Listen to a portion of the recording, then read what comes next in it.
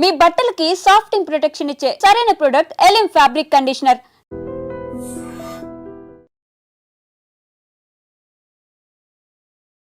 జీడిమెట్ల అంజలికి సంబంధించిన కేస్ 2 రోజులుగా దీని గురించే అందరూ చర్చించుకుంటున్నారు. ఇంత ఘోరంగా ఒక అమ్మాయి కన్న తల్లిని ఎట్లా చంపుతుంది ఏంటి అనేది. ఇప్పుడు ఆ అమ్మాయి పోలీస్ స్టేషన్లో ఉంది అండ్ విచారణను ఎదుర్కొంటుంది. అట్లాగే ఈ చంపినటువంటి వ్యక్తి ఎవరైతే శివ ఉన్నాడో శివ అండ్ వాళ్ళ తమ్ముడు కూడా ఇప్పుడు పోలీస్ స్టేషన్లోనే ఉన్నారు.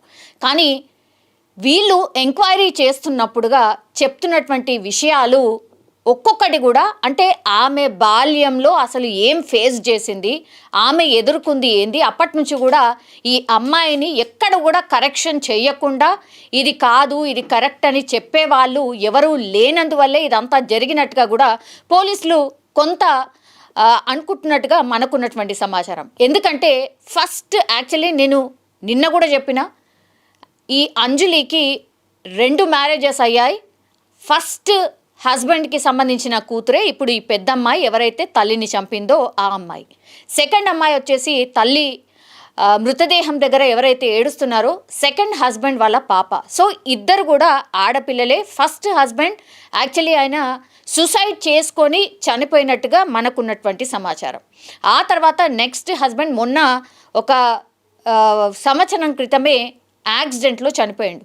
సో పిల్లల ఆలనా పాలన చూసేవాళ్ళు కావచ్చు, లేదంటే రెస్పాన్సిబిలిటీ తీసుకునే వాళ్ళు కావచ్చు, వీళ్ళు లేకపోవడం వల్లనే ఇప్పుడు ఈ పెద్దమ్మాయి మీద అది ఎక్కువ ప్రభావం చూపించింది అన్నటువంటి మాట కూడా పోలీసుల విచారణలో తేలుతున్నట్టు స్పష్టంగా మనకైతే అర్థమవుతోంది.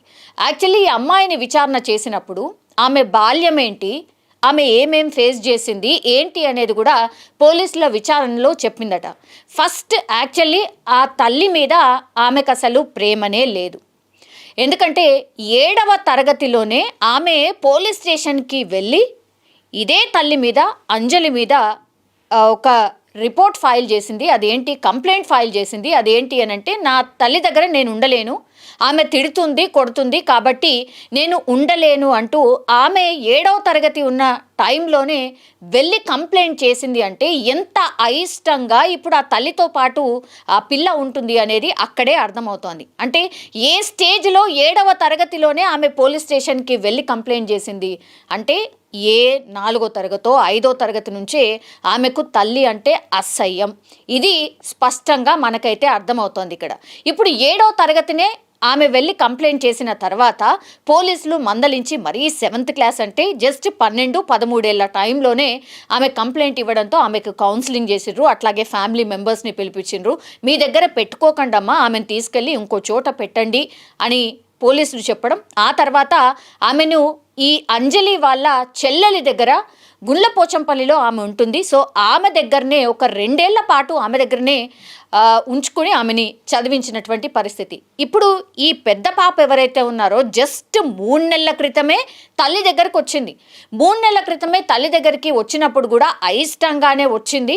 అండ్ దానికంటే ముందే ఇప్పుడు ఇన్స్టాగ్రామ్ పరిచయం శివతో పాటు ఉంది కాబట్టి 8 నెలల క్రితం నుంచే ఆయనతో ఉంది కాబట్టే ఇప్పుడు పక్కాగా ఆమె శివతోనే పరిచయం ఏర్పరచుకోవడానికి కావచ్చు, లేదంటే ఈమె నా తల్లిని అడ్డు తొలగించుకోవాల్సిందే, నా తల్లిని చంపేస్తే కానీ నాకు అడ్డు తగలదు.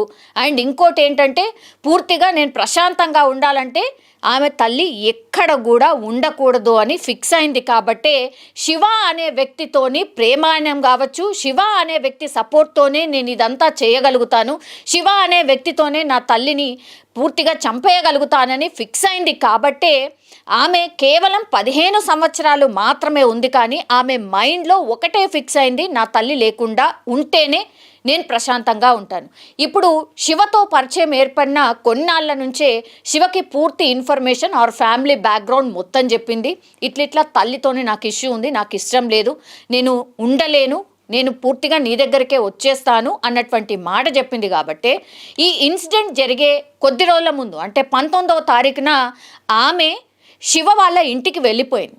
శివతో పాటు ఒక 3 రోజులు 4 రోజులు ఉన్న తర్వాత ఇప్పుడు అంజలి ఎవరైతే ఈ తల్లి ఉందో, ఎవరైతే చనిపోయిందో ఆమె పోలీసులకు కంప్లైంట్ చేయడం జరిగింది. నా పాప మిస్ అయింది కాబట్టి నేను కేసు ఫైల్ చేస్తున్నాను అన్నటువంటి మాట చెప్పింది. అయితే ఇప్పుడు ఈ శివ దగ్గరికి వెళ్ళే కంటే ముందే ఆల్రెడీ ఈ పెద్ద పాప ఎవరైతే ఉన్నారో ఆమె ఆల్రెడీ ఫిక్స్ అయిపోయిందనమాట. నేను ఇక రాను అని ఫిక్స్ అయింది కాబట్టే ఆమె దగ్గర, అంటే అంజలి దగ్గర, వాళ్ళ తల్లి దగ్గర ఉన్నటువంటి ఏ కొంత డబ్బో లేకపోతే బంగారమో తీసుకొని శివ ఇంటికి వెళ్ళిపోయింది. వెళ్ళిపోయిన తర్వాత ఆమె ఎక్స్పెక్ట్ చేయలేదు నిజంగా వెతుకుతుందనో లేకపోతే నన్ను మళ్ళీ బ్యాగ్ తీసుకొస్తారనో అనుకోలేదు. వెళ్ళిపోయింది కదా, ఇంకా వెళ్ళిపోయింది అనుకుంటుంది. ఎందుకంటే రోజు ఈమె వల్ల ఒక టైప్ ఆఫ్ టార్చర్ అనుకోండి. రోజు నా తల్లి నన్ను కొడుతుంది, రోజు నా తల్లి నన్ను తిడుతుంది, కాబట్టి నేను ఈ బాధ భరించలేను అన్నటువంటి మాట తల్లికి డైరెక్ట్గా చెప్పింది. ఇప్పుడు పోలీస్ స్టేషన్లో పోలీసుల విచారణలో అదే చెప్తోంది ఆ అమ్మాయి. సో ఆమె మైండ్లో ఫిక్స్ అయిపోయింది, తల్లి నో, నాకు అసలు అక్కర్లేదు, ఆమె లేకుండానే నేను బాగుంటాను అని ఫిక్స్ అయిపోయింది. కాబట్టే శివ సపోర్ట్ తీసుకొని వాళ్ళ తల్లిని చంపాలనుకుంది. అందులో భాగంగానే ఈ ప్లాన్ని ఇంప్లిమెంట్ చేసింది. శివతో పరిచయం ఏర్పరచుకోవడానికి కావచ్చు, ఇంకేదైనా కావచ్చు, వాళ్ళ ఇంటికి వెళ్ళిపోవడం కావచ్చు. ఇవన్నీ చూస్తుంటే పక్కాగా ఆమె తల్లి నుంచి విడిపోవాలనుకుంది, ఆ తల్లి లేకుండా ఉండాలనుకుంది. కాబట్టే ప్లాన్ ప్రకారమే శివతో పరిచయం ఏర్పరిచినట్టుగా ఆమె విచారణలో చెప్పినట్టుగా కూడా పోలీసులు చెప్తూ ఉన్నారు. అయితే ఇప్పుడు శివ అనే వ్యక్తి కేవలం 18 or 19 years, అంటే టీనేజ్. కాబట్టి ఆ వ్యక్తికి కూడా మనకు తెలుసు కదా, అంత డిసిషన్ మేకింగ్ ఉన్నటువంటి ఏజ్ అయితే డెఫినెట్లీ కాదు. ఈమె చెప్పడం, ఆ తర్వాత ఆయన కూడా అదే ట్యూన్లో ఆర్ అదే మైండ్ సెట్లో ఉండడంతో ఇప్పుడు కంప్లీట్లీ ఈ ప్లాన్ని ఇంప్లిమెంట్ చేసినట్టు లెక్క. అండ్ ఇంకోటి ఏంటంటే, శివకి ఈ విషయం చెప్పినప్పుడు ఎప్పుడైతే 3 రోజులు వాళ్ళ ఇంట్లో ఉండి వచ్చేసిన తర్వాత, ఆమెను తీసుకొని వచ్చిన తర్వాత తల్లి మళ్ళీ కొట్టింది, మళ్ళీ తిట్టింది. ఇంకా లాభం లేదనుకుంది, ఇంకా నా తల్లి లేకుండా చేయాల్సిందే, చంపేయాల్సిందే అని ఫిక్స్ అయ్యారు. లేకపోతే మన ఇద్దరిని కలవనివ్వదు, మన ఇద్దరిని పెళ్లి చేసుకోనివ్వదు, కాబట్టి ఈ తల్లిని చంపేయాల్సిందే అని ఫిక్స్ చేసిందట. శివతోని మాట్లాడినప్పుడు శివకు చెప్తే, అదేంటి నువ్వు అట్లా చేయకు, అట్లా మాట్లాడకు, కూర్చుందాం, మాట్లాడదాం, ఏదన్నా చెప్పినా సరే ఇంకా ఆయన మాట వినట్లేదు అన్నప్పుడు ఇంకా బెదిరింపులకు దిగిందట. ఒకవేళ నువ్వు వచ్చి మా తల్లిని చంపకపోతే నేను ఆత్మహత్య చేసుకుంటాను, అది కూడా నీ పేరు రాసి ఆత్మహత్య చేసుకుంటాను, మన మధ్యలో ఏమేం జరిగిందో కూడా పూర్తిగా నేను రాసి నీ పేరు మీద పూర్తిగా రాసిన తర్వాతనే నేను ఆత్మహత్య చేసుకుంటాను అని బెదిరించింది. కాబట్టి తప్పనిసరి పరిస్థితుల్లో ఈ శివ తమ్ముడు ఇప్పుడు వాళ్ళ అమ్మని చంపడానికి వచ్చినటువంటి పరిస్థితి. ఇప్పుడు టోటల్గా విచారణలో ఆమె చెప్తున్నటువంటి విషయాలు చూస్తే ఆమె ఎప్పటి నుంచో తల్లి దగ్గర ఉండాలని ఇష్టం లేదు, కాబట్టే ఇంకా తప్పనిసరి పరిస్థితుల్లో ఇంకా తల్లి లేకపోతేనే నా జీవితం బాగుంటుంది అనుకున్నది, కాబట్టే ఇదంతా చేసినట్టుగా పోలీసుల విచారణలో స్పష్టంగా అర్థమవుతోంది. కాబట్టి ఈ కేసులో ఒక్కొక్క విషయం, ఆమె బాల్యం నుంచి ఇప్పటి వరకు జరిగింది విషయం అంతా కూడా పూర్తిగా విచారణ చేసినప్పుడు పోలీసులు కనుక్కున్నటువంటి సాక్ష్యాలు ఇవి అనుకోండి, నిజాలు ఇవి అనుకోండి. ఇప్పుడు ఇంకో ట్విస్ట్ ఏంటంటే, యాక్చువల్లీ శివ వాళ్ళ మమ్మీ ఏం చెప్పింది, అవును చంపేయడం బెటరే, చంపేస్తే అయిపోతుంది, నిజంగా చంపడమే ఆమె అమ్మాయి చెప్పింది కరెక్టే అన్నటువంటి మాట చెప్పింది. ఇప్పుడు ఇక్కడే సస్పెక్ట్ చేయాల్సినటువంటి అంశం, అసలు ఎందుకని శివ తల్లికి ఏం కోపం, శివ తల్లికి ఎందుకని వీళ్ళ అమ్మ మీద ఎందుకు కోపం ఉంది అనేదే ఇప్పుడు అసలైన ట్విస్ట్. అందుకని ఇప్పుడు ఎవరైతే అంజలి వాళ్ళ సిస్టర్స్ ఉన్నారో లేకపోతే వాళ్ళ బంధువులు ఎవరైతే ఉన్నారో ఇప్పుడు శివ వాళ్ళ అమ్మ మీద కేసు ఫైల్ చేయబోతున్నారట.